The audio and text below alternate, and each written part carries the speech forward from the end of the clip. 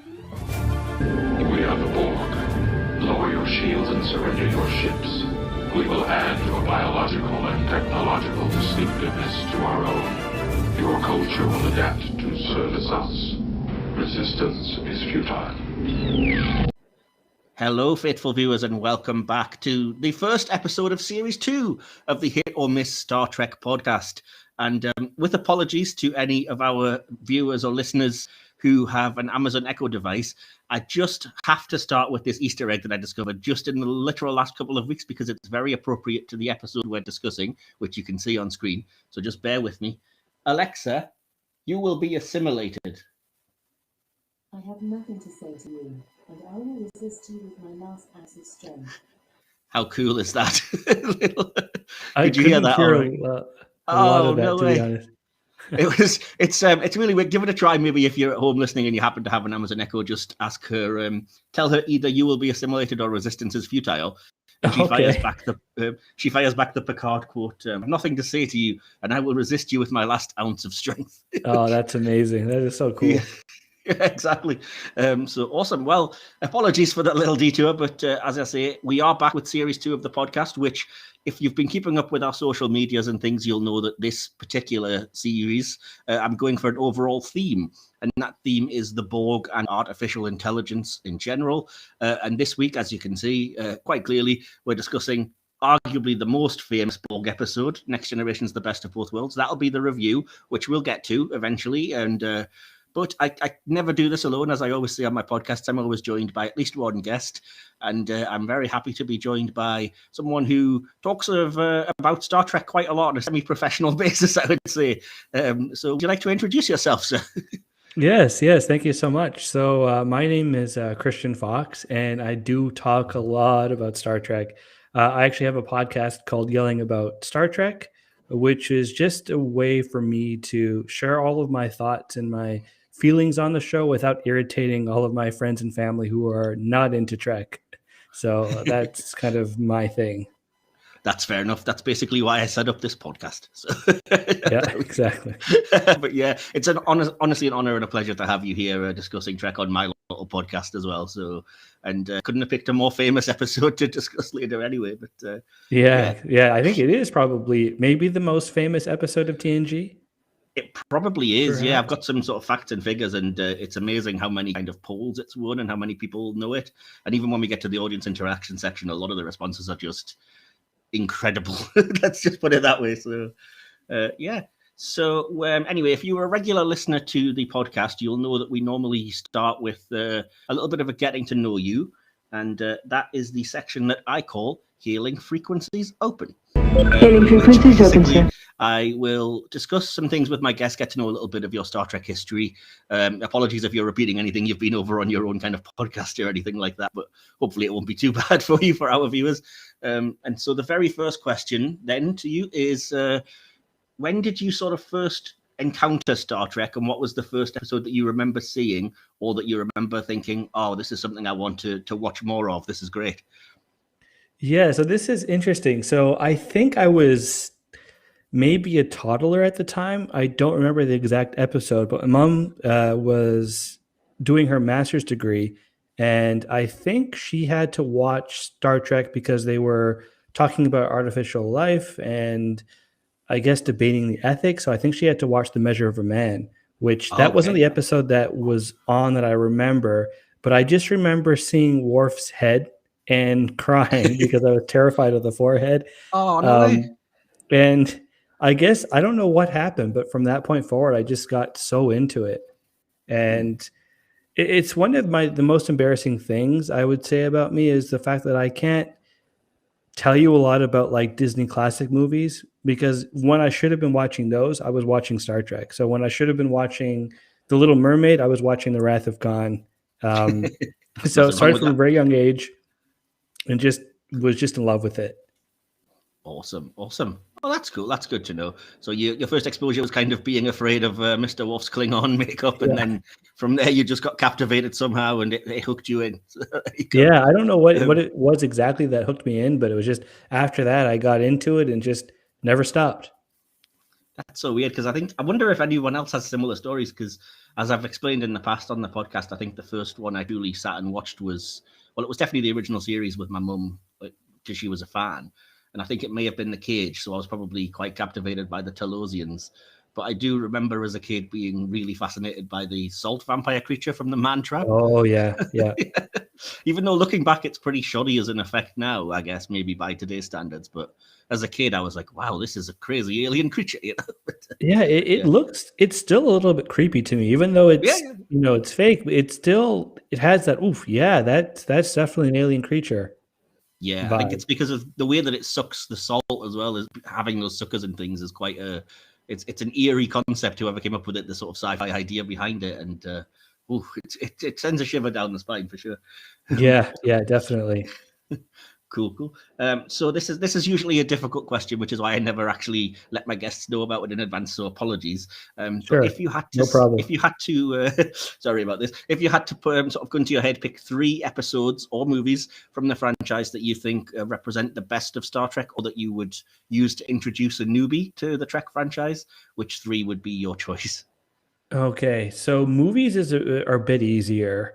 I can do 2 right off the bat for movies. I would say Voyage Home for me I'm going to be honest, it's my all-time favorite movie.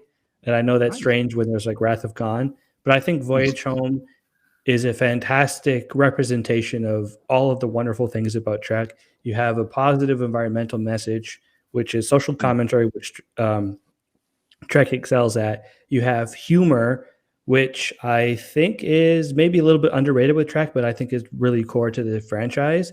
And then you have a crazy, wacky, what the heck is going on sci-fi element to it. So I'd say that for the original series. Then for TNG, I would say First Contact. It's a great horror movie, and so and a good action movie. So I think you get a lot of non-fans into it by watching it. They can get some enjoyment out of it. And I think it does a really good job of explaining what Star Trek is all about, because they literally explain how does Star Trek become Star Trek with that encounter.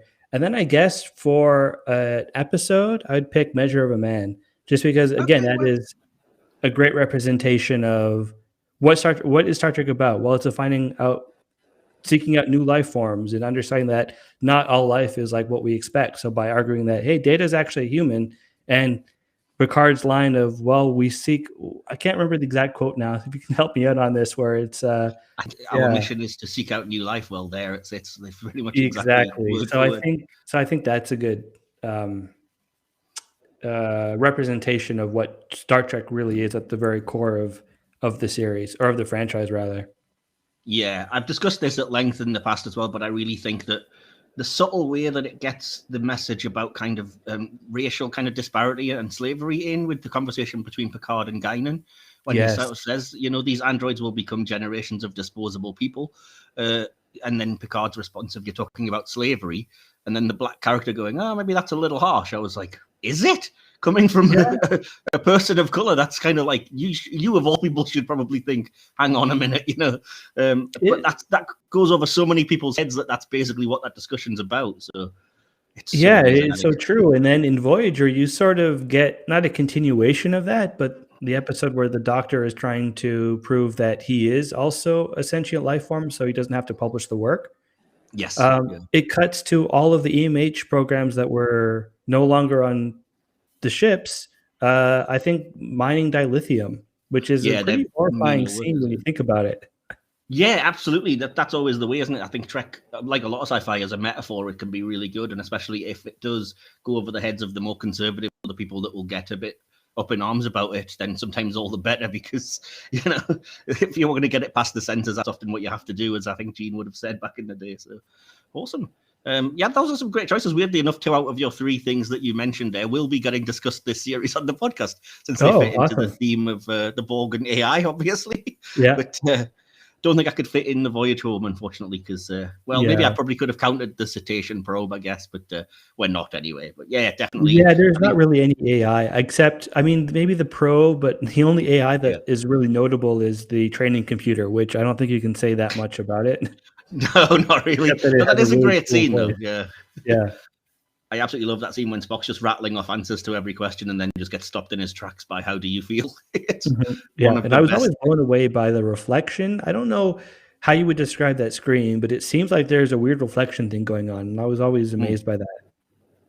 That's probably deliberate when you think, because the whole scene is basically introspection for Spock. And like I say, I just love the fact that his mother's explanation of, well, the machine's aware you're half human, so it's taking that Yeah. into account, and it has to ask you about emotion as well as logic, you know? And he's And as stunned you by say, it and very absolutely. confused. Yeah. Yeah, but as you say, if somebody was even brand new to Star Trek, that's a perfect summation of Spock's character in one scene right there at the start of the fourth movie in a franchise. So Yeah, I think so. Yeah, exactly. Yeah. And it does a pretty good job of summarizing what's already happened in the Yes. series. Yeah, absolutely. Awesome. And so the final question then, which again, apologies if it's similarly difficult, but if you absolutely had to pick one series overall that you'd said was the best Star Trek series, which one would be your personal favorite? Okay, so can they be separate series? Well, I was meaning sort of overall in terms of Next Gen, DS9, Voyager, but certainly if you have two that you can't separate, then go for it. Yeah. Yeah, because the best series I think is different than my personal favorite series. But Oh, it's okay, so fair enough. Okay. Yeah, so I would say the best series, without a doubt, is DS9 because Right. it has the most character development. It deals with all of the great Star Trek stuff that you expect, all the cool sci-fi stuff, good social analogy, but it seems to be, or social commentary rather, but it's a much deeper show in the sense you're dealing with more complex themes and you're able to really get into those themes because it's not just, oh, let's talk about terrorism and 45 minutes we'll move on to the next episode, but it will be, hey, let's deal with what terrorism is. Let's deal with the difference between terrorism and freedom fighting or freedom fighters. So I think DS9 is the best series. My personal favorite series is TNG because that's what got me into the show. And I find enough. that's the easiest to consume in the sense that, hey, you know what? I'm feeling down. World is going crazy right now. There's a lot of stuff going on. Let me just watch TNG where something horrible can happen, but then in 45 minutes they'll fix it and everything will be fine. Yeah, absolutely. I mean, that is, I think I've seen sort of Twitter prompts and stuff where people say that's their comfort Trek, the Next Generation. But I do think I would perhaps counter that it's underrated. I think how deep Next Generation was able to get within the structure of we need to reset everything after 45 minutes, That is true. And I guess we'll get into this when we talk about the best of both worlds. But I think you're right. I still find it a little bit like, okay, they wrap things up a little too quickly. And there's not enough like callbacks to things that have happened. But yeah, I don't know. Trying to decide between DS9 or TNG for me is very difficult because DS9 is just barely like TNG wins barely because DS9 is so good. And DS9 has also become comfort Trek for me. Fair enough. Yeah, I think Deep Space Nine is, as again I've said before, it's a sort of it's a fantastic overall kind of novel series almost, where you have to read every bit of everything to get the most out of it and understand it. Whereas Next Gen is a great series of stories, maybe would be the way I would put it. But yeah, exactly. The thing was at the time of Next Gen, people weren't really doing linked series in the way that you see. Like everything now is one long story. There's no individual episodic, nature of television, but I do think it's weird that we're discussing the best of both worlds today, which is arguably like Star Trek's first attempt at doing as long form story, even though it's only 3 episodes with Best of Both Worlds 1 and 2, and then Family, which we're not discussing unfortunately because we just didn't have time. But it's still worth mentioning that episode that follows, which is a very unusual one in that it really literally is just almost all repercussions of what's happened the prior week. It's one of the, I think maybe, you're right. I think it is the first time that's ever happened. I don't think Star Trek has tried long form storytelling up to that point. So it's interesting to, see them even beyond Best of Both Worlds, seeing them trying to do that. And I remember reading, I don't remember who it was it Ronald D. Moore, who really wanted to sneak in the Spock reference when in the episode Meld? Was that season 3 or am I mistaken? That? Yeah, the episode Sarek is the one you're thinking of. Meld is a Voyager episode, but I know what you meant. Yes, you're right. But the line about like him yelling at Spock was apparently really hard for them to keep in, and he fought really hard to say, well, let's call back to the original series because they didn't do that kind of stuff. Yeah, there was a couple of slight references, I think, in the Naked Now There was like, this happened to another ship called Enterprise. Right. Yeah, that's right. But, yeah, they certainly got a lot more confident by the time they were introducing Sarek and then Spock and then Scotty as the series went on, I think. Yeah, but they wanted to find their own feet first, I think, which is perhaps understandable. Yeah, it's cool. Cool. Well, it's been nice getting to know those little bits and pieces about you and stuff. So, yeah, I'll go on, if you don't mind, to the next section now, which is the hit or miss section. What about my performance? Yeah, for sure. I'm not a drama. Well, this week, since we're doing a two-parter episode, I'm only going to do 5 things that I'll fire at you.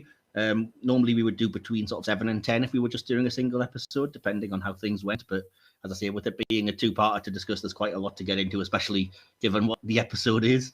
I will try and throw in some things that will be on theme in the hit or miss section, but I did kind of want it to still be as random as it used to be in series 1, so there'll be things that don't really fit in the theme, and it's still just to get people's opinions and get a bit of interest in. So yeah, with that said, are you ready for me to fire some things and ask if they're a hit or a miss? Yeah, definitely. Awesome. So the first thing on my list for this episode then, which does kind of fit the theme, is the character of Soji Asha. Is she a hit or a miss from Picard, of course? I think she's a hit. Okay, cool. What did you like about the character then? I liked I've only seen Picard once. I'm a little bit rusty. I liked, for the most part, I liked her storyline, the connection to Data. I loved. I liked her in the episode when they encounter. Not when they encounter, but when Picard meets up with Troy and Riker. I was just going to say that, yeah. Yeah, I thought that was really strong. There was some stuff that I didn't love. Like, I didn't like her and the Romulan guy all the time. I can't remember which twin that was. But I liked the character. I remember liking her a lot, but I don't remember specific reasons that I enjoyed her. Okay, that's fair enough. Yeah, I would agree with you. I think the character, even though I'm not a huge fan of Picard in terms of the one season we've had, I think that character is a hit, and the majority of the reason for that is that episode that you mentioned, Nepenthe, which is really, it's really dealing with kind of her familial connection to Data and her connection, therefore, to his friends through that, but also, you know, the nature of she's just been betrayed by this Romulan and she doesn't know what's real, and it gives you a chance for some beautiful scenes between her and Troy as well, you know. So yeah, that character, and then of course the actress I think is incredible. She was amazing. Definitely a highlight of the series, because I'm with you. I didn't love Picard season 1. Yeah, no, I think it's. But then again, a few of the Star Trek series have had weaker first season or twos. So I'm kind of hopeful the second season might turn it completely around. And I don't think season 1 of Picard's a complete write-off. Like I said, I think the actress that plays Soji and that character are actually some of the good things about that series. So, and I thought Troy, if we're talking about great things about Picard, Troy was the best that she's ever been in any series. Yeah, I agree. I love that one episode, as I say, is it's next level, but it's really weird that I wasn't vibing with any of the episodes, and then I think it's episode 8, Nepenthe comes around, and I was like, this is exceptional. It's one of the best episodes of Star Trek in years. Yeah, in exactly. the middle of the series. I didn't like it. Yeah, but I agree 100%. Yeah, well, that's awesome. That's good to know. I've got some support on that one, so awesome. That's all right. That's an easy hit for both of us for Soji then. Number 2 is very fitting for this week, and that is the character of Elizabeth Shelby. Shelby is fantastic. Definitely a hit. I'm trying to remember if I liked her when I originally saw the episode as a kid. I love the fact that she knows what she's doing. She is able to call out Riker for some of his stuff. And that's kind of it. And I love the fact that she puts Riker in a position where he has to realize, I don't like you, but let's work together and let's resolve this. That's true, actually. That is a kind of a very mature Star Trek way of looking at their relationship. That he's able to say that, you know, we don't have to like each other to work well together, and he's able to put that aside and still promote her first officer when he gets the chance. Yeah. And there's a great line from Riker that we will get into, I guess, when we do the episode. But yeah, I love Shelby, and I just wish there was more of Shelby.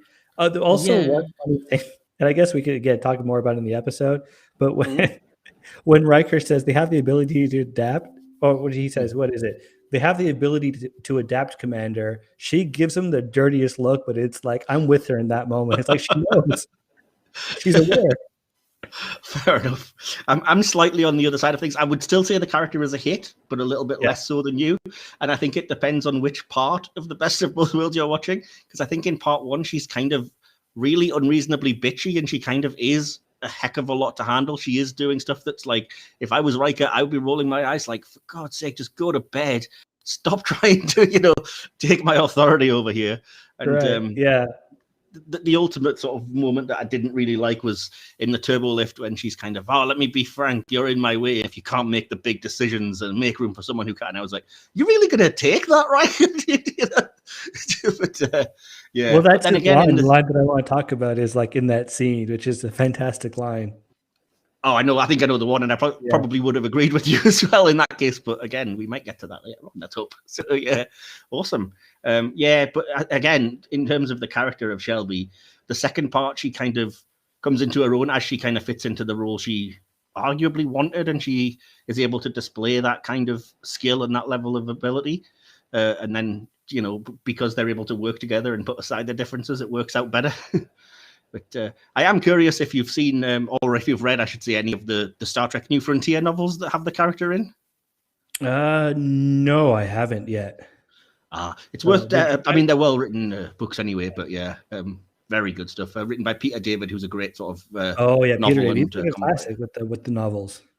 Yeah. But because that character was kind of so popular off the back of Best of Both Worlds, she's the first officer of the main ship, the Excalibur, in that series.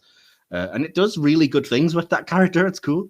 And obviously we did briefly see her turn up for a cameo in Lower Decks just this season that's just went. So didn't get to do a whole lot. But it's funny. I was about to say, she was a captain in that. But then I realized, no, I was thinking of Hot Chocolate. Why can't I think of her name now?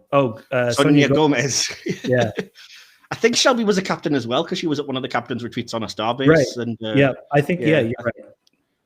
Yeah, but I mean, a very good character. Like I said, a little bit temperamental at first, but I think that's the point. She's deliberately there to give Riker the grit that will ultimately motivate him to a decision, really. Awesome. Yeah. So number 3, and I'm hoping you've actually watched Star Trek Prodigy for this one. So number 3 on the list is the USS Protostar. Would you say it's a hit or a miss? So I've only seen the first episode. I that's actually on my list because I finally caught up with Discovery, which I've been a bit slow with. But from the first episode, I liked Protostar. It looks cool. I will be honest, the main thing I liked was the fact that it sounded like Trek. One of my big complaints with Picard is that the background noise and the ambience didn't have a Trek vibe, whereas I felt like, Protostar does. It has the classic sounds. It looks sleek. It looks like it can. Not that it's a continuation of Voyager, but it looks like a ship that I could see Captain Janeway commanding. Yeah, I'm with you on that. It does look like it's the same lineage as like the Sovereign, the Intrepid, the Nova class. They're all kind of the, I guess, triangular-esque dart shapes. Yeah. And it's from around that period, it makes a lot of sense. It fits in to that kind of thing. But yeah, absolutely. Yeah, so you like what you saw in episode 1? Yeah, I need to get caught up because I've seen a little, like I've heard a few spoilery things about the most recent episode, and I'm very excited. I would also say the Protostar is a hit. Since you haven't seen very much further than the pilot, I can't really get into a lot of things, but there's a particular unique aspect of the Protostar, shall we say, that I was a bit skeptical of, but that I actually am surprisingly not just fine with, but really like what they've done with it. And I'm so curious. I'm very excited. Yeah, it's a cool thing. And plus, talking about the internal systems and stuff, I just love the way that it looks like, a more advanced version of the LCARs, and the technology looks, as you said, very Starfleet-y. But ultimately, the hologram of Janeway is just so cool because it's classic Janeway, So it's Janeway. Janeway, that's the thing that blew me away. It's like Janeway is coming back. Like, that's incredible. Number 4 on the list for today is something from Star Trek Lower Decks. Are you all caught up with that one? Yes, I am. Awesome, because I really wanted to chuck this in, and the last time I had a guest at the end of Series 1, I wasn't able to because they hadn't seen Lower Decks, but I really want to know if you think that the characters of Kim, Olu, and Matt, the whale Starfleet officers from the Cerritos, are a hit or a miss. I think they're a hit because they're funny, but they also reveal, how do I phrase it? But they've hinted and the citation ops in Yes. various episodes of Trek before. So it's really cool to see what that actually means. And I think it does a good job of showing that, hey, not everybody's human. And so Yeah. sometimes you'll have aliens that are just so different, or a concept that's so different than what we're used to. So Yeah. I'd say a hit for me. Awesome. I agree. I absolutely loved that. Again, it's weird because if you know me, you'd think I might be like, that's a step too far with ridiculousness. But I really dug it because, like you said, they've mentioned cetacean ops in the past. So we know that there's something there. And why should they not be officers of a kind that are commissioned? Why would they have to just be, passenger whales or whatever? So yeah, I loved it. And it was hilarious the way it was done because the writers of that show are just perfect at hitting the joke just right, I think, on the right level. So, and ultimately, I just love the fact that there are two beluga whales who currently outrank Harry Kim. They're both lieutenants. I didn't even consider that. Yeah, the Harry Kim situation. I'm never not going to be angry about it. So I know, man. Me too. Like even when you look at Nog, who's not even a main character, that's a whole other thing. But he finally gets promoted to lieutenant much quicker than Harry. Oh, but yeah. And then Harry's done so much as well. Or the beluga whales, hit. Awesome. Was it TNG that they mentioned cetacean ops? It was. The first time was in an episode we reviewed last series, actually, which was weirdly enough yesterday's Enterprise and the alternate weird timeline of the Enterprise day. Yes, I think it comes up again a couple of times in the main timeline, but yeah, it was weird because we noticed there was a few background catches because they mentioned Dr. Silar in the background of that episode, and they mentioned calling someone to cetacean ops. I was like, it's really weird. That's like background dialogue you'd really struggle to hear. Yeah, well, that's why what I love about Lower Decks is they're answering questions and they're just or making references to things that were like, oh, they mentioned this 20 years ago. Now we finally have an answer. Well, yeah, as we said, bringing back like Shelby and Sonia Gomez and even showing us the Titan for the first time was a fanboy sort of thrill, isn't it? So, that moment, like I'm a big Riker fan, so Riker coming back to save the day in any series, I'm always happy with. Awesome. So you probably would have been all right with the ending of Picard season 1 as well. I was okay. I was excited. My complaint was that I had issues with the ships all being the same ship. Yeah, me too. But Riker coming back and doing the classic, there's another starship coming in, I'll never not get excited about it. So honestly, they could end. Well, they're gonna be too excessive, but I feel like they could end every new Star Trek series with Riker coming in. I'd be excited every time. Absolutely. I remember at the time thinking, is there any way that we can have a Jonathan Frakes appearance in Discovery, even though it would have to be, descendant of Will Riker at this point. It couldn't be the man himself. And I was like, is there a way to do it just so he's appeared to save the day at the end of like every one of the series? But unfortunately, it wasn't. It wasn't to be. That. But the Doctor might be, because I was watching, because I listened to the Delta Flyers and I was watching Living Witness, and it's like there is a way that that Doctor could come into Discovery. Maybe. Absolutely. Well, anybody could, yeah, because somebody pointed out today on Twitter that they could easily say that the hologram Janeway that we now have in Prodigy could have had a backup drive the same way, and then she could appear in live action in Discovery as well. So that's true. That's a good point. Yeah. Wealth of possibilities. Plus, how cool would it be if a hologram of Janeway saw the Voyager J and the ship named after her and stuff in the future? It would be really cool. So I would love that.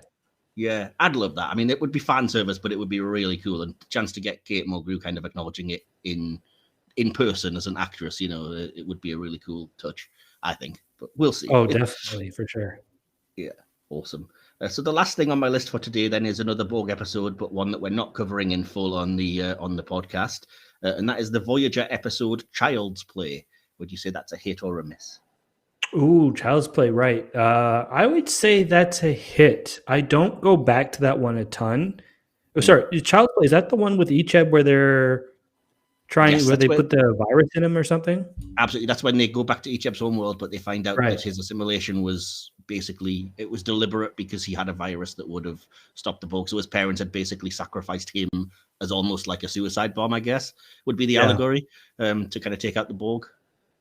Yeah, so I think, definitely a hit because it really dealt with complex themes. But it's one that I don't go back to a lot. So maybe I should do that, watch that more.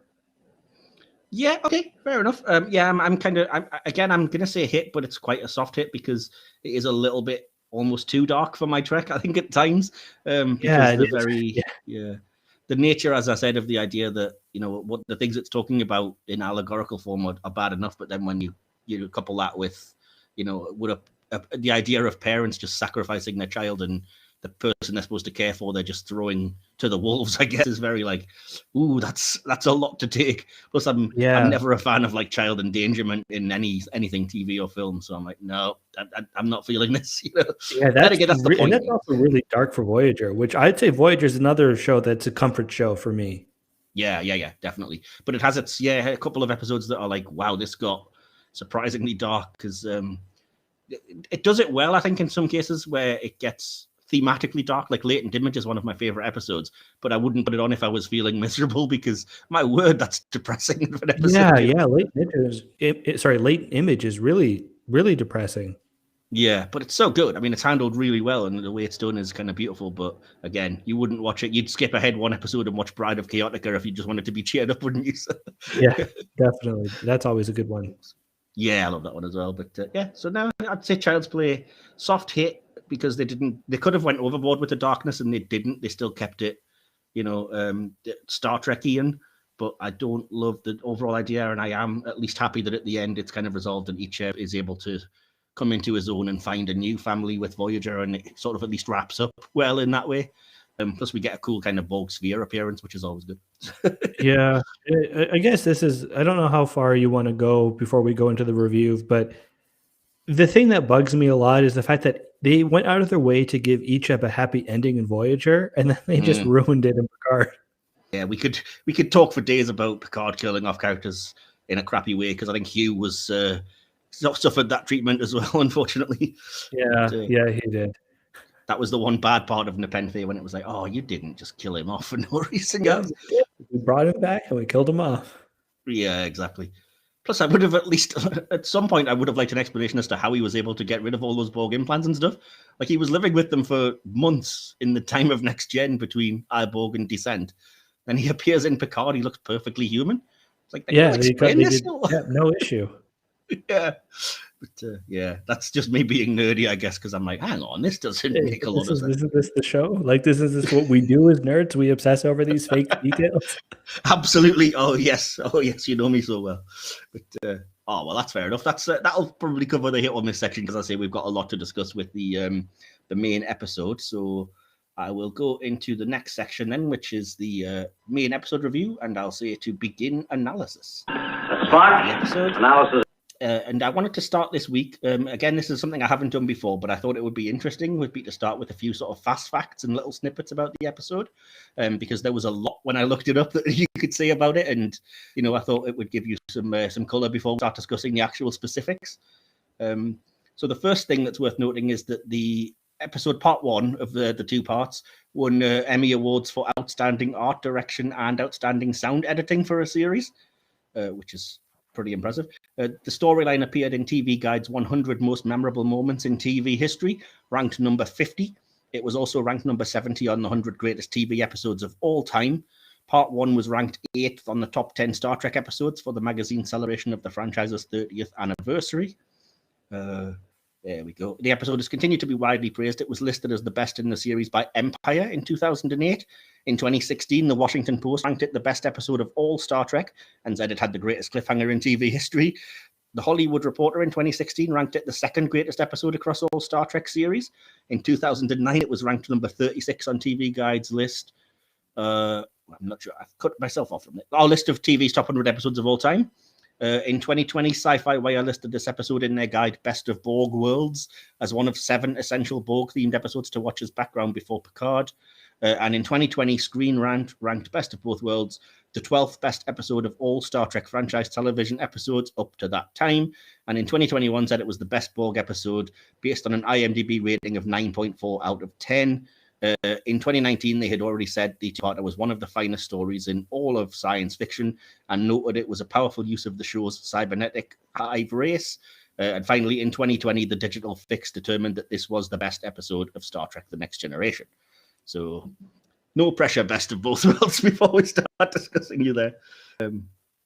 That's awesome. So before I get into kind of, as I said, the nitty-gritty of the episode, then I always like to ask a little bit of history from you. So can you remember the first time you watched Best of Both Worlds, and what was your kind of initial impression, if you can recall?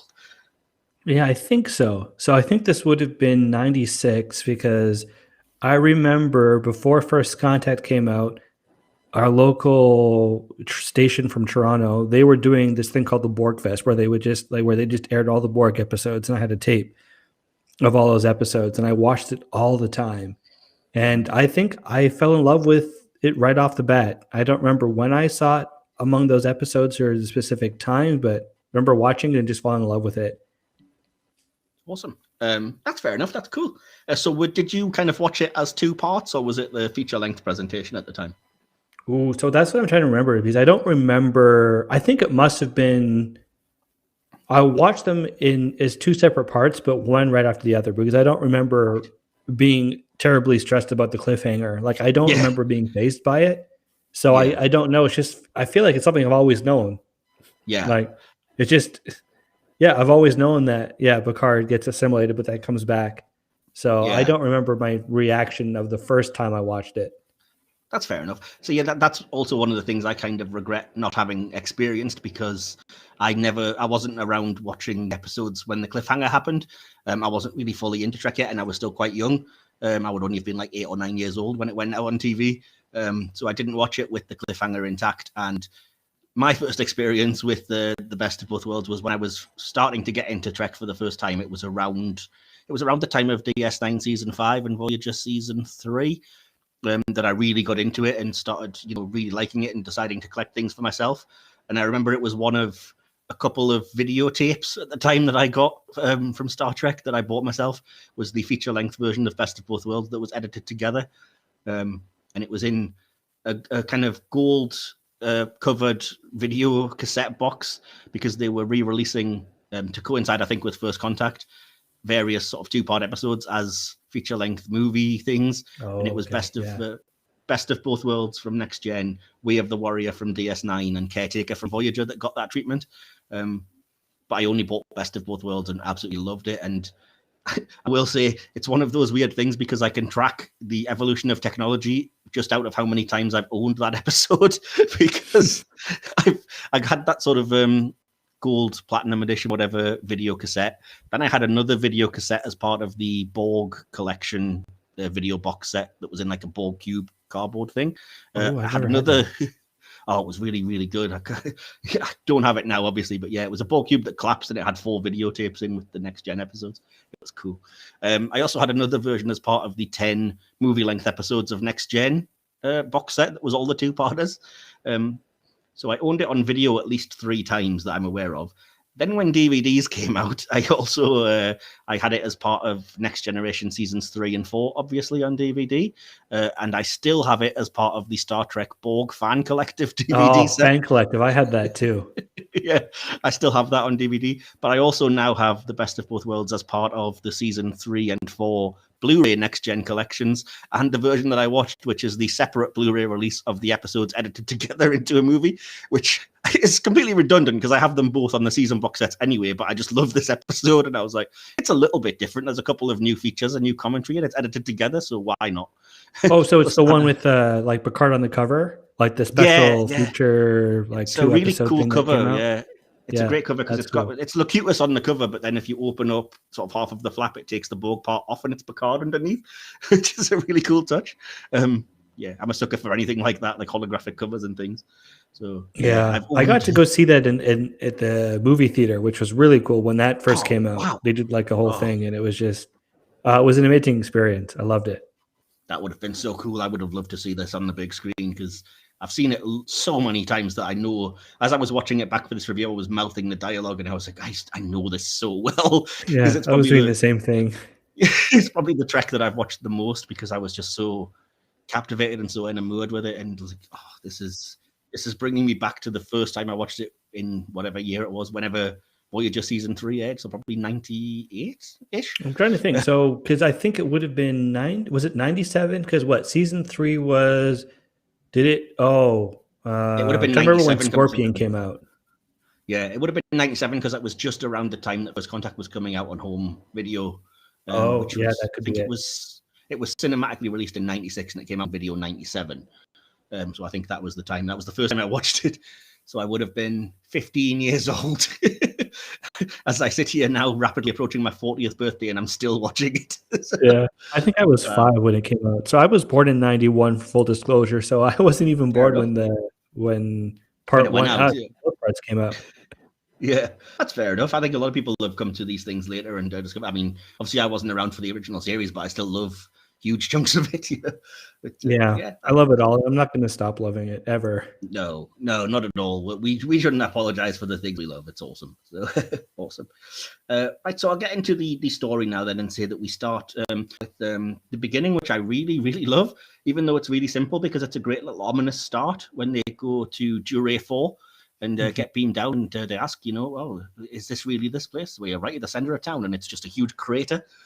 It's not there anymore, which, it calls back to the previous hints of the Borg in the episode The Neutral Zone and then what they'd been revealed to be doing in Q-Who. So it is perhaps an example of the long-form storytelling we were talking about earlier. Yeah, that's actually a really cool piece of continuity there.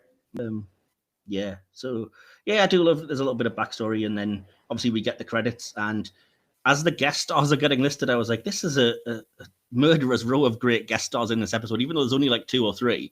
They're really good, aren't they, when you think? Because I was like, wow, you've got George Murdoch, who played God himself in Star Trek V, who's in here as Admiral Hansen.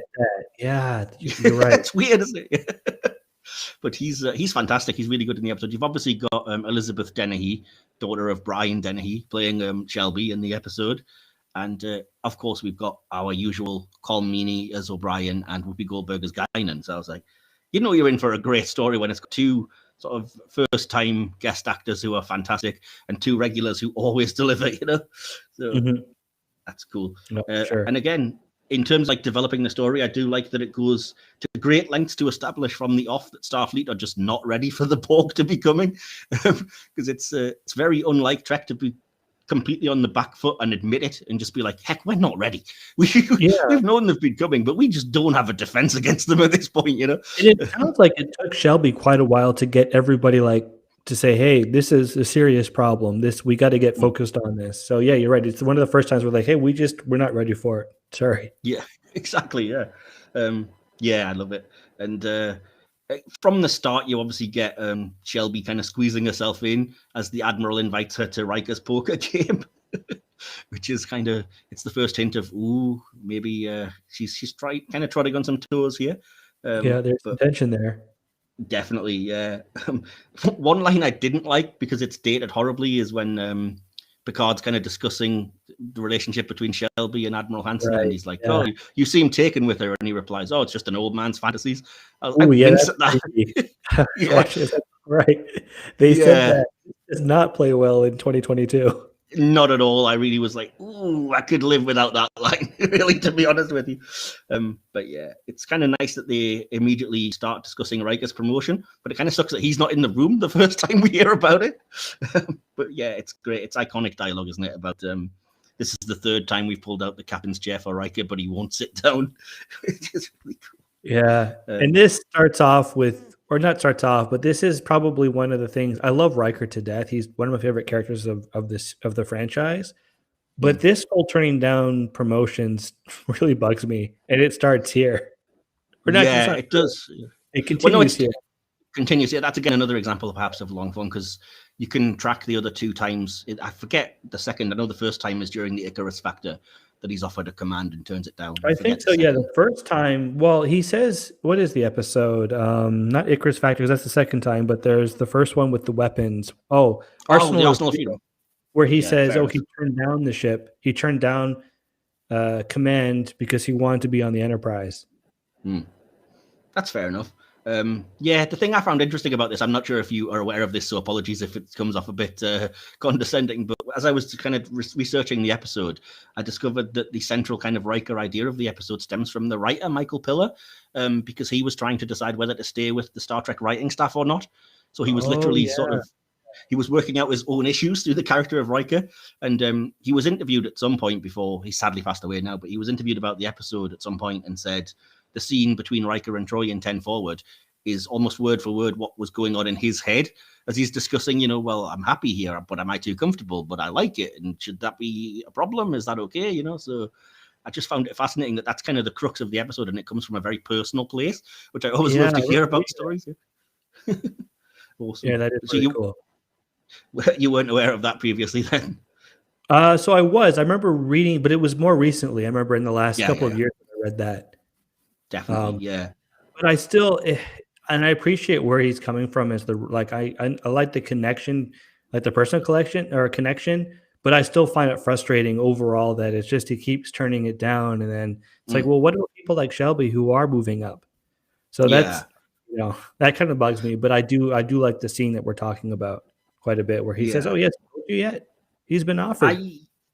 I personally think it manages the balancing act well, because the comebacks all make absolute sense. Like even when he's discussing it with Picard and Picard says, "Oh, she's a fine ship," and then Riker responds, "Yeah, but she's not the Enterprise."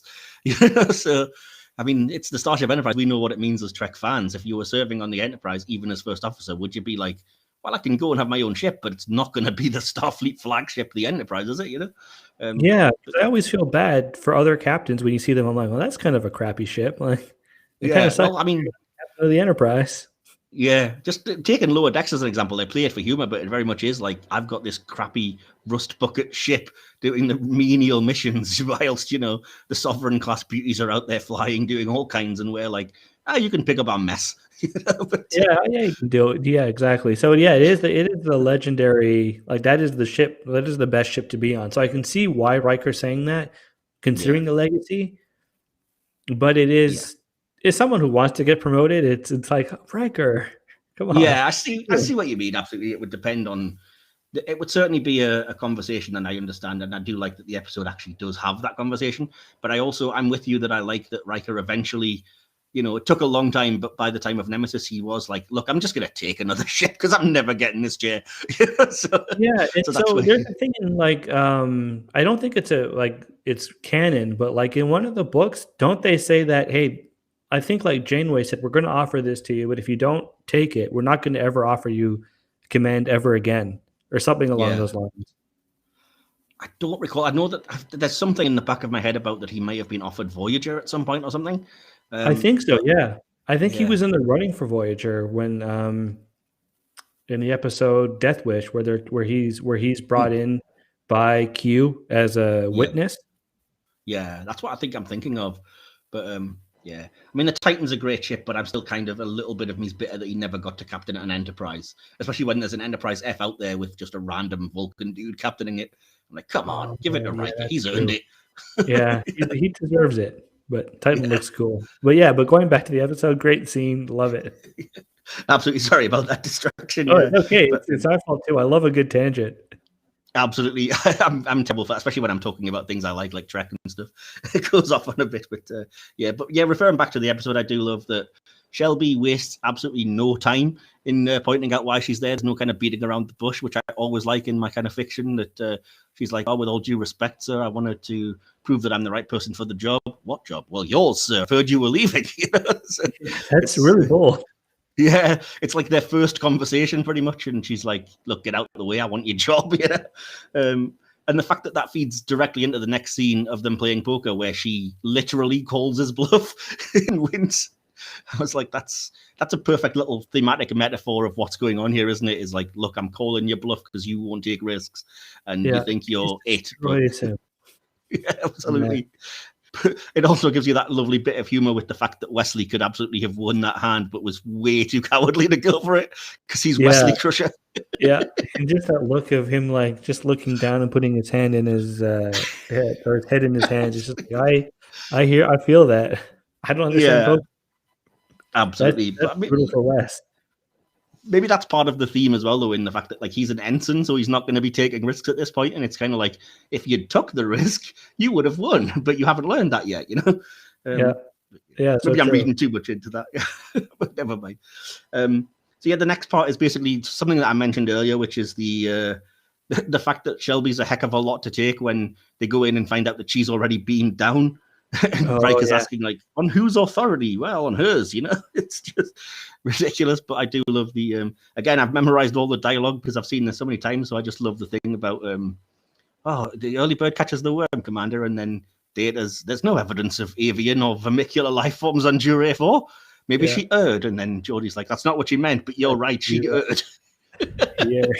So, okay, one thing I want to point out that I find is really strange about that scene is Riker and Geordie walk into the transporter room. No one's there. And then he's like, oh, I guess they're late.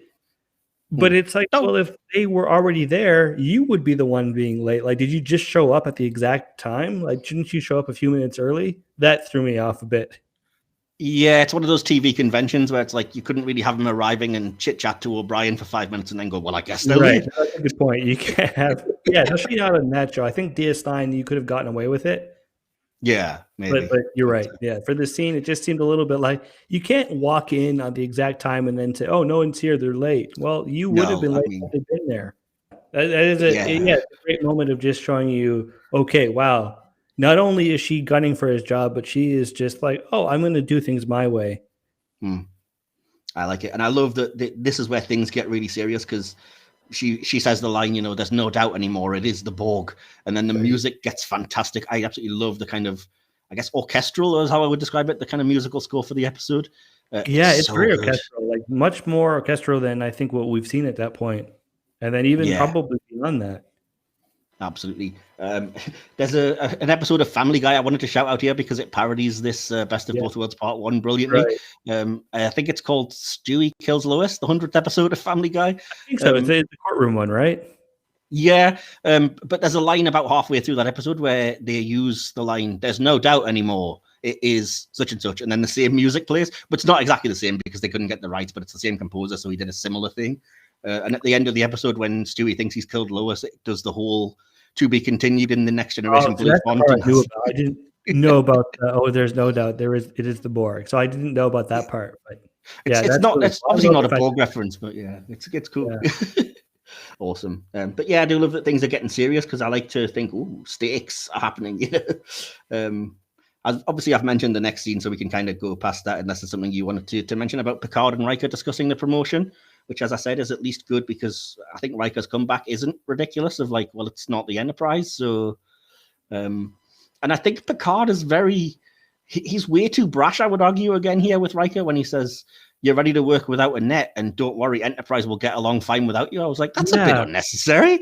That line always threw me off as a kid. I was like, whoa, like, what does that mean? Does Picard hate Riker now? Like, why is he being so mean? And now being older, I'm like, oh, I get what he's saying. It's like, it's the way he's saying it that's problematic. But what he's trying to say is like, you're invaluable, but we can still survive without you. Don't feel guilty, kind of thing. But it's delivered in such a way that it's very much like.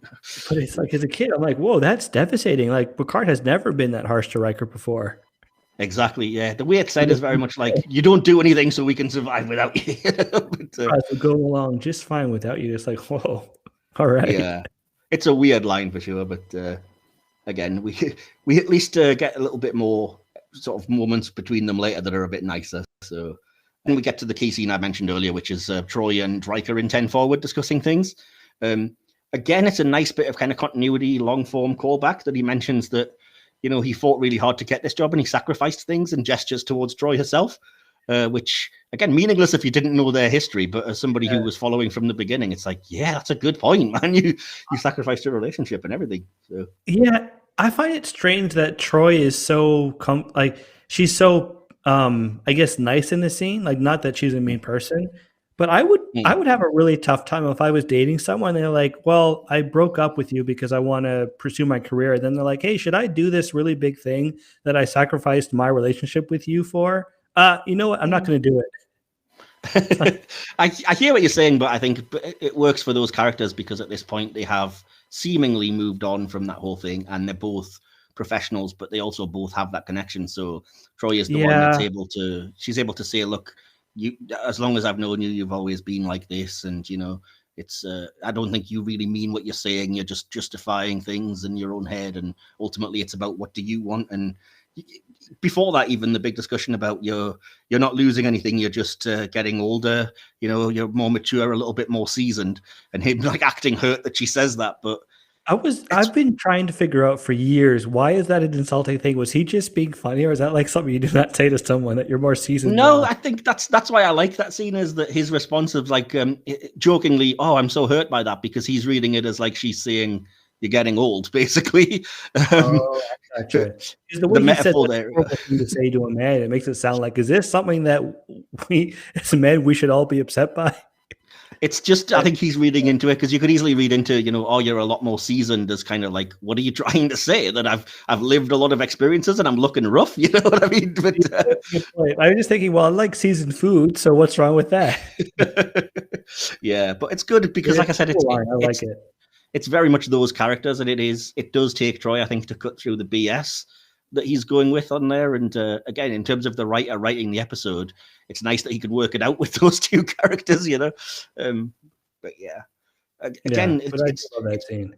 Pure Trek that it stops to give us a scene like this in what should be like, it could have easily been just pure action and horror and tension, but it actually takes the time to give you a cool character scene, which I always like to shout out because they're just cool, aren't they?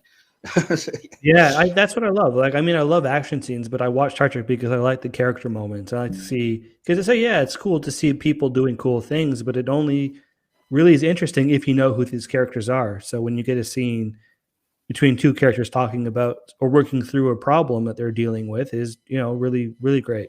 I always love that. Absolutely, completely. And just speaking of that, then just briefly to get this out of the way, you do immediately go back to engineering as they discuss the Borg, and then, as I said, they're kind of continuing this idea that like we're just basically screwed. Like the Borg are too powerful. No matter what you do, it can still function even with 78% damage. Yeah. And again, this is where I kind of lapse slightly onto Shelby's side, because she's kind of like, we should start to think about this. And Riker's like, no, we should get some rest. I don't want the crew fighting the Borg while they're fighting their own fatigue. And part of me is like, yeah, but you have no solution, dude. I mean, at some point you have to be like, yeah, we're screwed. So maybe we should just, sacrifice some sleep and try and come up with any kind of defense here at this point. Yeah, especially when she says, Data doesn't sleep or doesn't require rest. I'm not tired. I can do this. Yeah, not just that. Like, I wouldn't have a very restful night's sleep if I was like, well, we don't have any solution to this, but maybe tomorrow I'll just have a restful night worrying that the Borg could just attack at any time and we're buggered here. Very weird. About the scene, the background people, were they engineering officers? They were, but they were in the old uniforms still, because it was only season 3, wasn't it? So.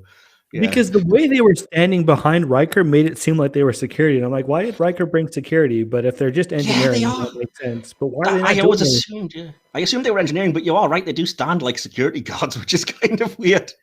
Yeah. Very odd. Unless they were expecting the Borg to just beam in then and there or something. I don't know. I hope if they were security, I hope that's the reason, because it makes Riker seem like, Shelby's being a little bit rough. Let's bring my security. I don't think that was. I think they're supposed to be engineering, but it's just the way the extras were stood was they didn't really know what they were doing, and they probably had been told, "Don't touch the consoles because they're not live or whatever." So, but yeah, I know what you said though. It did look very. It seems a little bit odd. Yeah. I do love the next scene, which is we get the Admiral Hansen call where he describes the first encounter. The USS Lolo has encountered a vessel described as cube-shaped, which again, if you're a fan of the show and you'd watch QQ, that's your immediate kind of goosebumps moment of like, oh crap. They're back. They're here. And the fact that the distress call ended abruptly, but the nearest help is 6 days away, unless the Enterprise can keep them occupied. And again, I'm like, wow, so they've got no defense, but the Admiral's just basically, well, you're our only hope, so do your best. It's cool. But yeah, at least they do sort of mention go to battle stations, and we've got some ideas to modulate the shields and retune the phasers. But then again, just to reinforce, Geordie's response to this is just, it's a shot in the dark, but it's the best we can do. Yeah. We'll give it a shot, but we don't know if this is going to work. Absolutely. Yeah. And then again, a little brief moment of Picard pacing the bridge, which I think adds to the tension, even though it's a little subtle moment. But then, yeah, we get something's coming in. There's no response from Hales. And then the beautiful line coupled with the music, notify Starfleet Command, we have engaged the Borg. Oh, such a cool. Like that, the sound cue there is fantastic. I also love Worf's line where he says, oh yeah, the ship is there, and it's like, oh no, it's moving to intercept us, and it's like, oh wow, yes, yeah, that's absolutely creepy when you think about, oh wow, that's like a big moment that they're coming for us right now. Absolutely. Yeah. And it only gets creepier because immediately the next line is just, "Sir, you are being hailed. I'm being hailed. Yes, sir, you by name." It's like, oh crap. The music so phenomenal in that. It's great. Yeah, the music absolutely, but then the idea, I mean, the fact that we know the Borg aren't interested at this point in people as such or anything, and we're stealing for a fight, and then they're just like, we want to talk directly to specifically Picard. It puts you on edge, or it did with me the first time I watched it. I was like, why just him? That's really kind of, ooh, it's something creepy about it. But yeah. They obviously hail and mention, surrender yourself or we'll destroy your ship. And we get lip service to the fact that, as they say, their priorities appear to have changed, because they do say, they weren't interested in us last time. They only wanted our technology. So at least they are addressing the fact that there's a slight discontinuity there. But again, we can forgive it, I guess. It only really got... It's hard, but it's I'm glad that they at least acknowledge it, as you said. They give it lip service. We can acknowledge they've acknowledged that there's a change. Let's just move on. But it can be a little bit frustrating.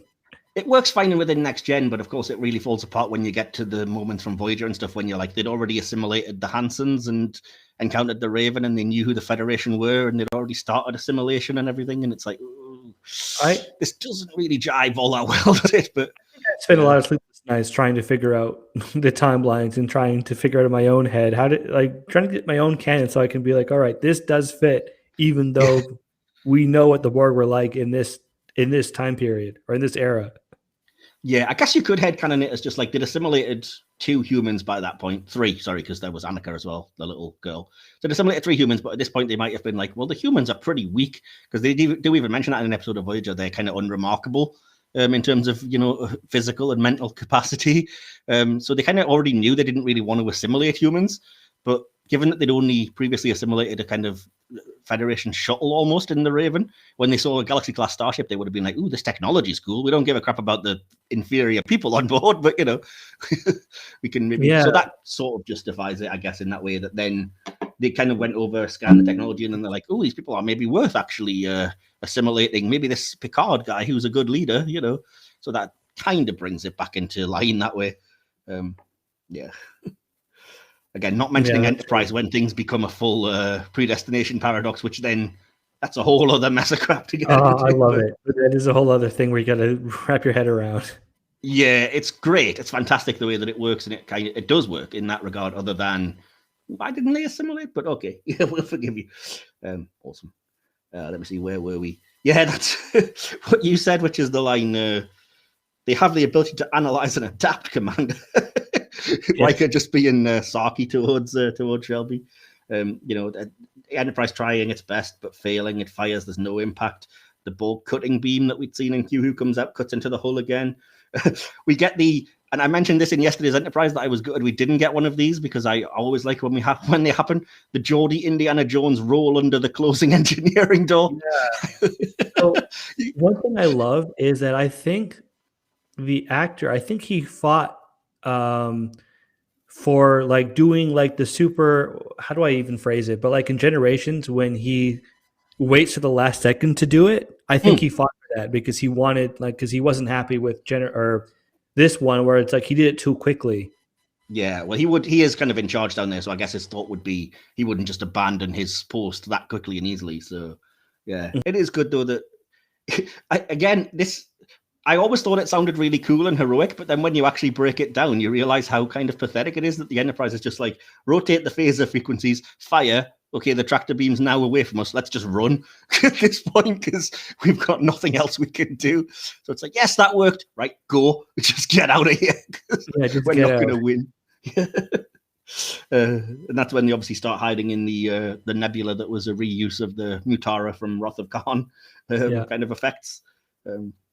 I love that. I love seeing the nebula again, and it's just so comforting. Like this was a show or an episode that I would, and I actually do this even now, where it's on Netflix, and I'll just put this on at night and fall asleep. Cool.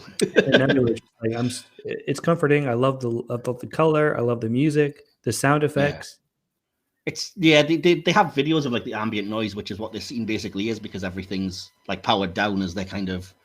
Hiding is perhaps the wrong word because it sounds cowardly, but I do like they address the fact that it's not cowardly because they say that the Borg are scanning for them, and Picard's response of just, well, that's good because if they're looking for us, they won't hurt anyone else.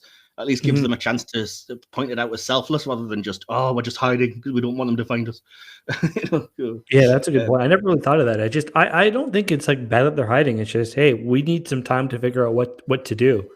Absolutely, yeah. And it does give you the chance to get that cool scene where Picard, as he said, is touring the ship and he can discuss it with Guinan, which again is probably, it might actually be my favorite scene in the episode when they're talking. And because again, we know the backstory of the Borg and her species, the Elorians. And, you know, it's when he's kind of like, oh, before a hopeless battle, I thought. And no, it caught Nelson to the victory before Trafalgar, but he didn't return from there. And then Picard debating, is this the end of humanity? And you know, Guinan saying, no, I speak from experience when I tell you, you know, as long as there's a handful of you to keep the spirit alive, you'll prevail. Which again is supposed to be comforting, but at the same time, it's like, woof, are we already talking about like as long as there's the last survivors of your species?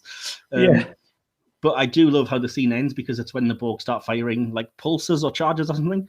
And as the first one hits the Enterprise, there's a look in Whoopi Goldberg's face that speaks absolute like hundreds of lines of dialogue of just pure fear. But like, I want to stay stoic and strong for Picard because he's going through this, but I'm shitting myself right now because I know what the Borg can do, you know, and it's all in just one look, kind of directly at camera of like, what's happening? So yeah, I think that sells that kind of things are really heating up really well. And I love the sound. If we're going to the next team, I love the sound of the charges that yes, they make. The magnetometric charges is what they're called, whatever that means. Magnetometric. I wondered how many times Jonathan Frakes had like messed up that line because I try to quote that and it's very difficult. Yeah, it's just typical. I think when you get hired for a Star Trek show, there should be a course or something in technobabble, isn't it? So, yeah, I will try to read technobabble on my show, and it's hard, even though I've seen the episode millions of times, but it's very difficult. So I'm always impressed. I'm always impressed. Yeah. Charges, perfect. Absolutely. Awesome. So again, because we've kind of, at this point, we're taking stock, but we're aware that we're going to fight the Borg, so they discuss the idea. And I do like that it's planted here, like the kind of Chekhov's gun idea that they can use the deflector because it has a frequency that will weaken the cube, but it will blow out like half of the drive section or something to do it. But, you know, at least they can do that. And then they discuss, you know, we can separate the saucer to give them more than one target, which is both a cool idea that comes back later in a really cool way, but it also gives you the chance that Shelby goes over Riker's head to speak to Picard, and oh boy, he is not happy with that. Which is, you know, when you get, it's weird because he kind of first talks to Geordi and says she's a handful, but I'm convinced she can help us, which is like, oh, he's reluctantly admitting it. But then we have to talk about, as we mentioned earlier, that scene in the turbo lift when he then goes to speak to Shelby. I'll give you the chance to say, because I think I know what line you're talking about and which line is it you wanted to mention. That's right. It's if you ever do an end run around again, I will strap you so hard you'll think you're a first-year cadet again. Is that? That's more or less exactly right. Yeah, I will snap you back so hard you'll think you're a first-year cadet. Snap you back. Right. Yes. Yeah, but I'm in love with that line, and I'll tell you, I'm still hoping that one day before I retire, which will be a very long time from now, that I will at least have one chance to use this line on an employee.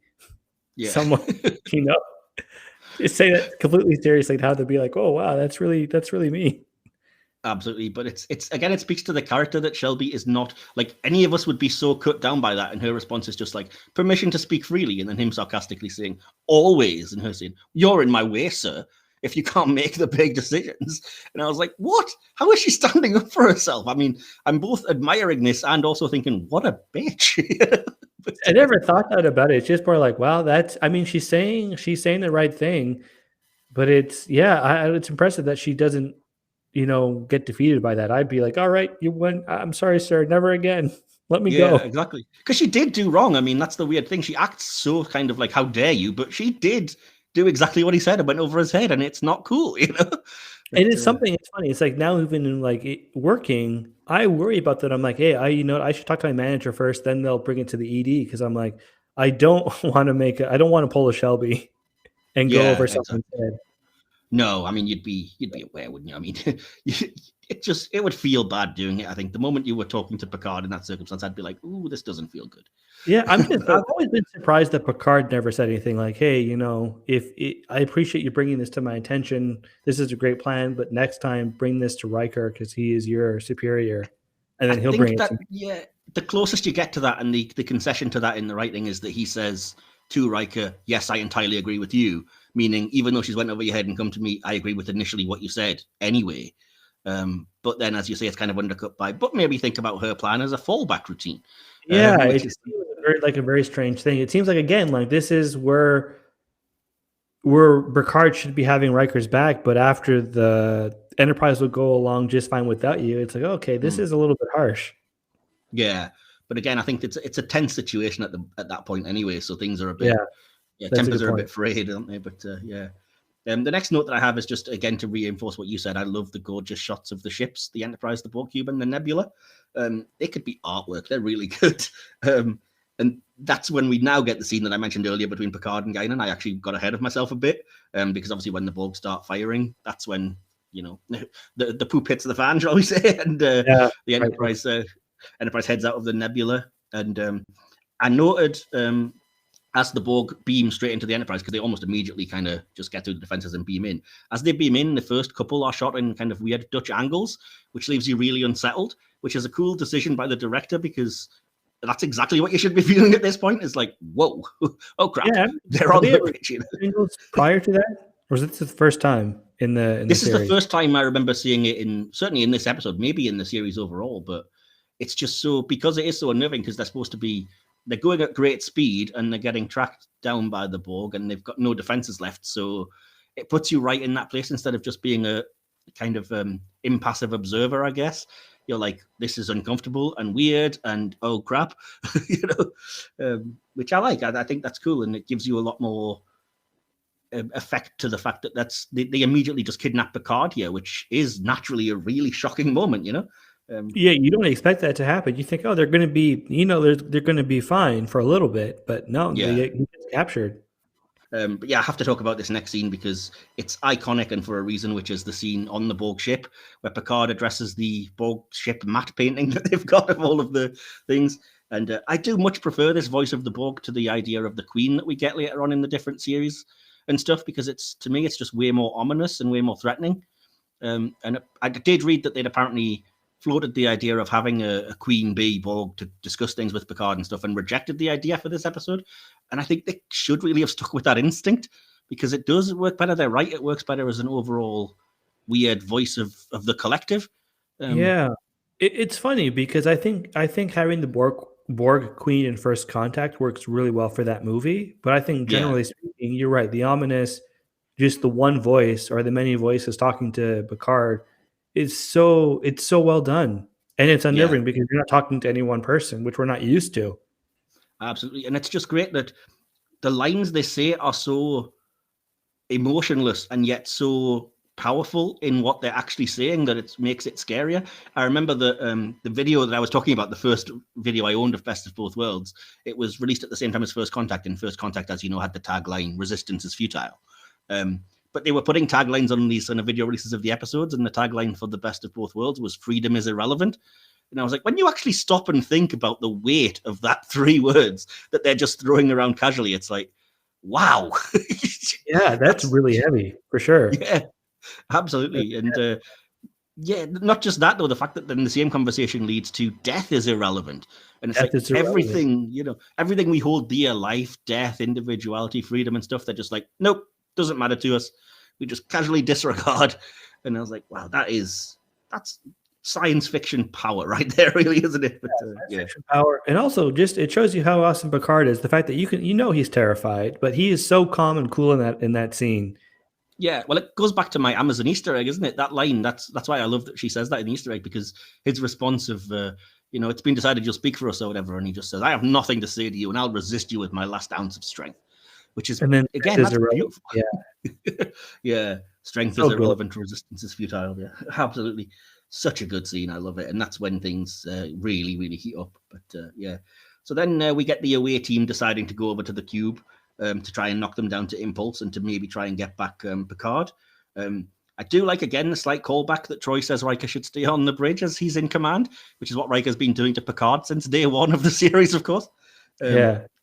But it is nice that he at least acknowledges that and lets Shelby lead the away team, because I can certainly see in that circumstance he'd want to kind of rescue his mentor and, do the mission.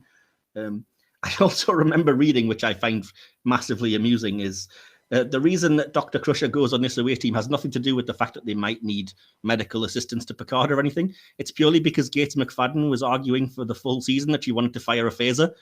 Oh. So at this point, they were like, right, go on the away team. You can fire at the Borg. All right. So, fire a phaser, yeah. But it would make sense to have her she's the doctor. Of course she needs to be there. Yeah, no, it makes absolute story sense that she, you don't know what condition you'll find Picard in, and so. Oh yeah, no, I know what you mean. Like, yeah, of course in the storyline, but it's funny that that she had to argue. No, I just want to fire a phaser. I'm like, all right, fine, go ahead. Absolutely, yeah, because it hasn't come up until that point, but she got to, so I feel kind of chuffed for her that she got that opportunity. It's cool. Again, people have mentioned this ad nauseum, but it's a cool idea, even though some people don't like it, that the Borg ignore you till you're a threat or a target. So they're able to just wander around this cube, and it's beautifully eerie anytime they go to a cube, and these things are just walking around looking terrifying, and they could snap you or assimilate you with a thought, and they're just like, no, and you're just like, any minute things could change, I think, yeah. I don't think that should ever, well, I mean, obviously everyone has different opinions on it, but I think you're right. Like, it makes it more eerie, like the fact that they just don't care, and it's like they could at any moment start to attack you, but you just won't know. Yeah, and I just you can see them walking around, and it's like you gotta like, yeah, that's really unnerving. Yeah, it's kind of horror movie-esque. It's got a sort of, and I guess it's referenced in First Contact that they are like cybernetic zombies. It is kind of zombie-esque of like, they're dumb, they won't see you coming, but if they sort of sniff blood or whatever, then they're going to attack you in force and you're screwed. You're not getting out of there, But yeah, it's cool that I love the atmosphere on the Borg cube. Again, referring back to something you said earlier, the ambience and the music and the way the scene kind of plays in terms of tone is really nice and tense. And it's a good backdrop to them discussing, the Trek type basic analogies of like, maybe we should look at it like a mosquito, and if we fire on a tender spot, they'll stop to scratch and stuff. And then there's something really cool again and kind of gasp worthy about them finding Picard's uniform and communicator. Even though it doesn't make a whole lot of sense that they would have stripped him naked before assimilating, and the more you think about it, the weirder and kind of creepier it gets. But yeah, because you don't get that like in later movie or even in later series. It's like, no, they will assimilate you fully clothed. So that is eerie. I want to mention and I never caught this until, well, I shouldn't say until recently, but in the last 5 years, like I never noticed this as a kid, but the fact that the phasers, like the beams themselves, you can see it alternating between the orange and then the blue. Because of the rotating frequency. I never noticed that, but that's a really good catch, actually. Yeah, cool. Which is really cool. And I love the fact that everybody knows what to do, and the point where they fire one, and then I think Data looks at Crusher and she nods, and then they fire it together. I love that. But yeah, then of course we get the scene of where we first see Picard, and again it's a brilliant touch that we first see him from the undamaged side, so that we have no idea what's happening at first, because he just looks normal, and then when he turns around, it reveals the kind of Borg plating on the right-hand side of his face. Excuse me. So it's like, I think it's Shelby, isn't it, that actually gasps, and I think that's the response that I gave at the time. Yeah, I was like, oh crumbs. Yeah, and then of course as they get back to the Enterprise, and it's like he is a Borg, and it gets really tense. Yeah, I like that. And they mentioned, it's kind of hopeless. The Borg cube's already regenerating. We've got one chance, and then, as I mentioned, the epic cliffhanger that a lot of people have experienced, which was just, yeah, we're going to have to give up on Picard. Just fire the deflector. So, yeah, Mr. Worf, fire. Dun, dun, I love it. I love so much about it. I love the music. I love the camera movement when it pans over to Riker. It just, it's so great. One thing I did find interesting again in my research about this episode is that it's such an epic cliffhanger, in part because the writer, Michael Piller, had no intentions of finishing the episode himself. He wasn't sure if he was staying on. He was like, the conclusion will be someone else's problem. So he hadn't really come up with a way to solve it because he just didn't care, really. And then he had to kind of come in. you didn't have a plan. You're just like, we'll figure it out. Someone else will Absolutely, do it. yeah. Which is shocking, especially when you look nowadays. You wouldn't really find that happening. But it's also even more shocking to me that part 2 is shockingly coherent and in that way, because it all makes absolute sense to me. Like the point that even the initial cliffhanger, the deflector's been fired, and it's like, well, we've adapted to it because we have Picard's knowledge. I was like, that's genius, and that makes absolute logical sense. Yeah, perfect. Yeah.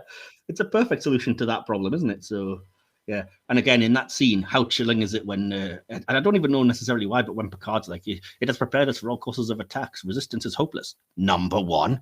It's like, yeah, it's like, whoa, you still remember sort of who he is. And it's like, oh, yeah. wow, yeah. There's just enough of him there, that it's like, it really is Picard, isn't it? It's awkward.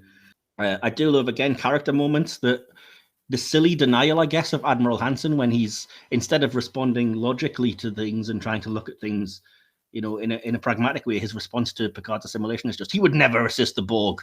Let's make that clear. He's a casualty of war. It's like, you kind of have to acknowledge what's going on here, dude. Otherwise, that's kind of what got you screwed over. I do like what was it, Delulib too? I always forgot how to pronounce it, but like this whole speech about, when he won the race. I love that. Yeah, the marathon. Yeah, the Academy. Yeah. Damnedest thing I ever saw. I've never met anyone with more drive, determination, or courage than Jean-Luc Picard. Yeah, perfect. Yeah, I love that scene. It's great, but again, it leaves you feeling relatable to the character, but also like you're being so stupid because you're refusing to acknowledge that they have Picard's knowledge and you're about to fight them, which is so dumb. But yeah, so we kind of already think they're on the back foot. We have to mention the scene with the developing assimilation of Picard, where you see him getting the arm piece put on and everything, and then change his skin tone, and you just get the single tear rolling down his cheek, which again is so impactful. Again, we have to talk. Sorry to go on about it, but the speech when Riker goes in and just literally asks the chair, "What would you do?" To Picard's chair, and then Guinan coming in, and Guinan immediately going and sitting on the chair, just completely deflating the sort of holy sacrosanct view that Riker has of it, was a brilliant choice from the off. I don't know if that's in the script or a character decision that Whoopi Goldberg made, but I was like, yes, but Riker's sitting staring at this chair like, oh, it's Picard's chair, what do I do? And she just literally marches in and just sits straight on it. Yeah, exactly. She just doesn't, and her message was really strong. And I love the line, it was like, you have to tear up the book that he wrote on the ship. Yeah. And, I will let him go. And I've known him for a long time. Yeah, but that's when we get the first hints about like, how did you ever explain why we're so close? We're beyond friendship and family, which we still don't know about, but maybe, Picard season 2, you never know. But yeah, it's lovely that she establishes they're that close, but she will still let him go. And again, just ending with the necessary gut punch of, if they'd killed him, it would almost have been easier, but they took him from us a piece at a time, and you have to let him go. That is now your chair, Captain. So, and again, I love that the episode actually takes a beat to actually have the moment of him sitting in the captain's ready room chair and feeling it. It's like, okay, I kind of have to do this, I have to acknowledge that, okay, it is, I've got to take command of the ship now. It's my chair. Yeah, absolutely. Couldn't really carry on without mentioning the Starship graveyard at Wolf 359 when they get there, because it's really famous because of the sheer number of ships that were made out of kit bashers that have now become like Eagle Moss models and things, and orthographic views in certain fact files and Star Trek books, which are really, some of them are really, really weird because they're an obvious kit bash when it's like a single nacelle and a saucer on top of it, which I think is the Freedom class. Yeah. It's weird, but it is, weirdly enough, which I never realized until I was reading about it just now, it is the first appearance of a Nebula class ship, which they kit bashed obviously from the roll bar, I think, of a Miranda class, and then the Galaxy class saucer in the cell. That's pretty cool. Yeah. Almost everyone they mention you can now either look up on the internet or get as a model, because I think I have a model of the Chekhov, which is similar to the Kyushu. But then, as you say, she mentions the Melbourne destroyed, and that's when it hits home. And again, I like that the episode takes a moment to show actual grief, even though they're still in the midst of the battle with the Borg. And it's like, no, this is huge. This is 39 ships, 11,000 lives. Yeah, and you can't help but wonder. It's like, well, Riker's thinking like, man, like if I had taken that command, I would have been destroyed. I would be dead now. Absolutely, yeah. That's the extra gut punch again, isn't it? Of like, oh crap, that could have been me, there, but for the grace of God, I guess. But yeah, it sucks, but at least they sort of. I absolutely love the plan. I'll just quickly get into it now. He knows that Picard knows the source of separation thing, so he's using that as a diversion to get Data and Worf through the Borg's security field to basically get Picard back, and then do off and see if they can use him to help out in some way, but also to get the captain back. I just love that plan. I think it's genius. Again, the episode writer should be credited for it, but also Riker as the character is it's so cool when naturally being a kind of a Borg and not thinking, beyond the obvious. It's like, I know this plan, you're going to separate the saucer, so we should ignore it. And then the saucer starts firing, and it's like, what the heck? I was not expecting this.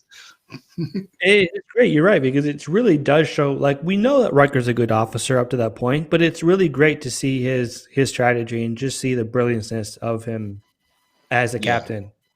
Absolutely. And even Picard says, isn't he brilliantly unorthodox strategy at the end of the episode? So I also love the line where it's like, you will attempt to intervene, or what is that? Do not attempt to intervene. And then Riker's like, take your best shot, Locutus. We're about to intervene. Now, that's such a good line. It is. It's an action hero kind of sign-off moment, isn't it, really? Janeway has a lot of those good action hero lines. Yeah. So then obviously the shuttle, as I say, I like the fact that the shuttle is using the saucer section firing to kind of be a distraction, because it cuts its engines and just floats in unnoticed by the Borg. But then on the way back, it obviously gets blown up, and O'Brien has to beam them out of there quickly, which he does. And it's very convenient, I'll say, but we'll forgive it because, again, good episode. But it's convenient that they're like, oh, we've got no power. The Enterprise is a sitting duck. The Borg cube are just carrying on to Earth and ignoring us. I was like, wow, you're kind of lucky they decided not to just blow you up or something, But, again, exactly. It makes logical sense for the Borg as characters, because it's exactly what Locutus says, isn't it, later on? This attempt at stopping us will do absolutely nothing. We'll continue and we'll assimilate you, and I'll still be here and be Locutus. We're still going to get you. Yeah, absolutely. But I do like that the fact, again, the genius idea of, well, the access might go both ways, and now that we can access Locutus, we might know the Borg's vulnerabilities. Again, I just wanted to mention a very little subtle moment here, but it's when Locutus is talking to the crew and they kind of balk in reaction to him lifting his Borg arm thing, and he looks kind of taken aback and says, there's no need for apprehension, I mean you no harm, and then repeats no harm in what sounds like Picard's voice, which I didn't ever notice before, but I'm like, that's so cool. If that's deliberately a moment of this is Picard fighting back with like, you will not hurt my friends, Locutus kind of thing. It's very powerful when you know it or when you see it, but it took me a long time to notice that. It's really cool. You get the sense that, hey, maybe they're not as evil as you think they are. Like, obviously they are evil, but they don't do it with an evil intent necessarily. Yeah, I think part of that, like I said, is Picard fighting through. But then you're right, the Borg themselves are very much like, look, we're not harming you. We want to give you perfection. It's just that they don't realize it's the kind of stuff that, like I said, it strips us of individuality and freedom and all the things that we hold dear, they think they're doing you a favor or doing them absolutely. a favor. Yeah, like, we're turning you into us. This is great, but no, it's not. But I do love that, again, we get, because this is really kind of the first big exploration of the Borg, so we get into the kind of collective consciousness, and, if we separate them from the collective, it's just microsurgery to the Borg implants and stuff, but we can't separate the man from the machine, so Data can access the machine, which is a cool, again, little plot idea. It's cool. What was I going to say here? Oh, yeah. I always found this amusing that when he's basically, I love that Locutus just starts crap talking the entire kind of like, you will be assimilated. You are pathetic. And it's like, Data, you're a primitive artificial organism. You'll be obsolete in the new order. I was like, wow, by first contact, they'd really changed their priorities on that one, hadn't they? Yeah, they're like, we want you in it. Now he's just like, no, you're so primitive. Yeah, absolutely. So, yeah. Again, the choral music comes back when the Borg enter the section, and I just think it's brilliant. And we get the kind of the ticking clock countdown. We've got 27 minutes, but we couldn't accept for 42. It's cool. It just gives you that sense of tension. We're back in the science lab for the, I think, second time in series 3, maybe more, as we establish the neural link. And they've already started taking... because I know that was where Lal was kept at the end of her life. Right, yeah, that's where well was. But I also love the fact that everybody's like, even O'Brien's there, who doesn't usually get a lot of stuff to do, but it's glad that he's there monitoring stuff as well. Yeah, I think I read somewhere there was a reason why somebody that was supposed to be in the scene wasn't available for filming that day, and that's why O'Brien's there. But it's cool. I like it. It gives you the cool interaction when he's like, "What? At what point should I cut your connection, sir? I do not know. I've never done this before." It's amusing to me. And the cool moment of when the Jupiter station ships attack the Borg as a last line of defense, and it just zaps them like flies. Oh, it's beautiful. Yeah, it's just like, oh crap. Yeah. Again, I just want to go through. We already know what happens here, but they're basically we get Picard fighting through. We kind of zoom in on the Borg lights and on Data's lights and stuff as he's accessing, and that's when Crusher has the thought of, oh, the interdependency is their Achilles heel. It would be like, and again, beautiful Trek metaphor. It'd be like asking one of us to remove an arm or a foot. We couldn't do it. It's like, okay, yeah, I love the dialogue. I do feel like they go against that in later episodes, but for this episode, it works really well. Yeah, I can see where you might say that they do, but yeah, it's always kind of fluid with the Borg because it's like you destroy the entire collective and then it turns out you've only destroyed one cube, you know. And even then, it's like the Queen survived and just goes, stop thinking two-dimensionally or whatever. Yeah, it works. It's fine for the scene. It's really cool. I love it. Yeah, it is. And again, the shot of the Borg ship just hovering over Earth is so epic. I love it. And again, things just looking really bad. They attack the Enterprise, and we could literally get like collision course. It's all we can do now at this point. You know, and then again, the acting here by Brent Spiner and Patrick Stewart as he's like sleep data. It's like, yes, I don't think he's expressing fatigue. I think it's giving me a course of action. And you know, again, such clever writing considering it wasn't planned out of like we can access a low priority thing, so we can tell them to regenerate, and that's the way we'll stop them. Yeah, it's a perfectly logical solution. It makes sense. I think it's a little bit too easy, but I mean, obviously, if you're going to get Picard back, it has to be something like that. So I think it works really well. I love when Data is giving this long explanation about how long it's going to, or what he has to do to implant the command, and then Riker's just like, make every effort, Mr. Data. Yeah, exactly. Yeah, and but even then, again, they just break it down to the metaphor of like, Data, what did you do? Oh, I accessed this system. It's low priority. I told them to regenerate. I sent them all to sleep. You know, basically, which is yeah, it's great. Took it took it for granted in the past as well that they actually have the discussion of like, we don't know what the destruction of the ship could do to Picard, and we should consider the benefits of, you know, examining the Borg and their technology whilst they're disabled, you know. But again, as you said, Riker's very on the nose of just like, no, I don't think so. Disconnect yourself, Data. Wait till you can get back here. Just let them blow up. But again, it's very convenient that blowing up the Borg cube somehow separates Picard from the collective, and I'm not entirely sure it works. But what the heck? We have to come up with some way to get him back. So I hadn't even thought about that. But you're right. Now I'm going to lose sleep over that tonight. But you're so right. Yeah, it doesn't make a whole lot of logical sense in terms of, should he really have just been set? I mean, he should have either died with them or, you know, he would still just be there, assimilated. But then again, as I said, they sometimes decide that the collective is specific to an individual cube, and sometimes it's a massive universal thing. So either way, we'll forgive it. And we got Picard back, and again, almost human with just a bit of a headache. So there you go, mentioning that his DNA is returning to normal, and we'll be able to get the implants out, which is good. And so yeah, I do think the wrap up of the episode's a little bit quick, and everybody kind of gets to the places they're supposed to be. In the way that we said, like, it's got to end how things are. So Shelby just conveniently goes back to the Borg task force, and Riker stays on the Enterprise. But at least they do actually take the time to show how haunted Picard is, and to show the brilliant shot of him like stopping drinking his tea and staring at his own injured, damaged reflection. Absolutely. And going to recover this.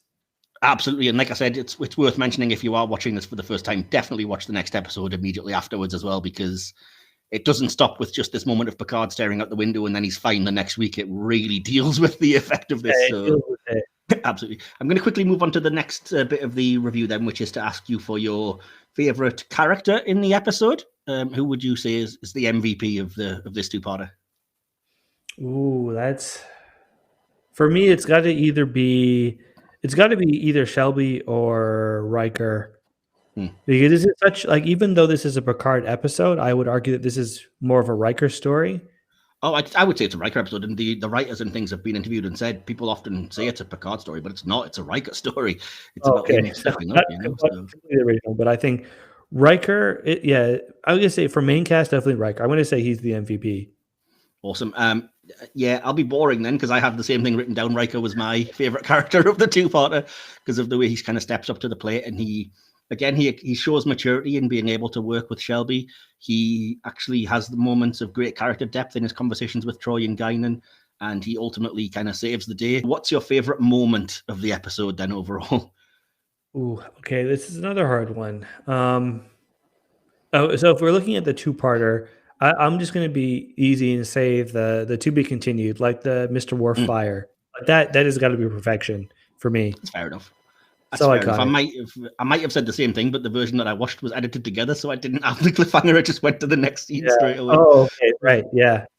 Yeah, but my moment was the actual saucer separation plan and the cleverness of getting around that and getting the strike team on to get Picard back.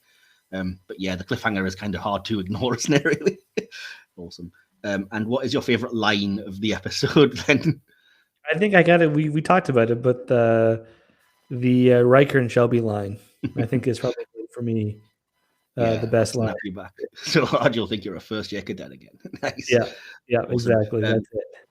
My line of the episode was literally just from the end of part one, if you're watching the two parts, which is when Locutus first hails them and just says, "I am Locutus of Borg. Your life as it has been is over." I just think that's iconic and gives you goosebumps. So that's my choice for line of the episode right there. Awesome. So the very next section is just something that I want to briefly touch on because I do it in all of my things, which is a section that I call Gene's Vision, which is my way of basically giving a middle finger to all those people that are like, "Oh, Star Trek strays too much from Gene's vision," because I think it's always got something if you want to, look for it in there. And so I would ask to you if there's any moments I think that, or you think that stand out as kind of representing that bold kind of vision heart of Star Trek in this two-parter. Like the Borg vision, or no, the idea that kind of like the Gene Roddenberry vision of your humanity, and like for example, one of the things I've written down, I think the idea of our culture is built on freedom and self-determination. That's a very Trek idea that's central to the core and why the Borg are threatening, and just moments like that where they kind of the ideals, I guess, and the ideology of Star Trek comes through. I wondered if there was anything you thought that you could shout out in these episodes. Yeah, I would say the line you just mentioned, the freedom and determination or self-determination, I think is the best example of that. Just trying to think if there's anything else I could think of. I could mention a few and then you can see if you agree if you want, because I have literally three more written down. I like the idea of we're in the nebula because if they're aiming for us, they can't hurt anyone else. That struck right, me as very, very Trek in the selflessness. The constant urge not to give up on Picard, I think you could look on as foolish, but I also think it's very humanist in that regard of like, yeah, you don't give up on your friends and you never believe till the last moment it's hopeless. The final thing is just ingenuity, basically, that they were able to eventually work around these things and come up with the plan and save Picard.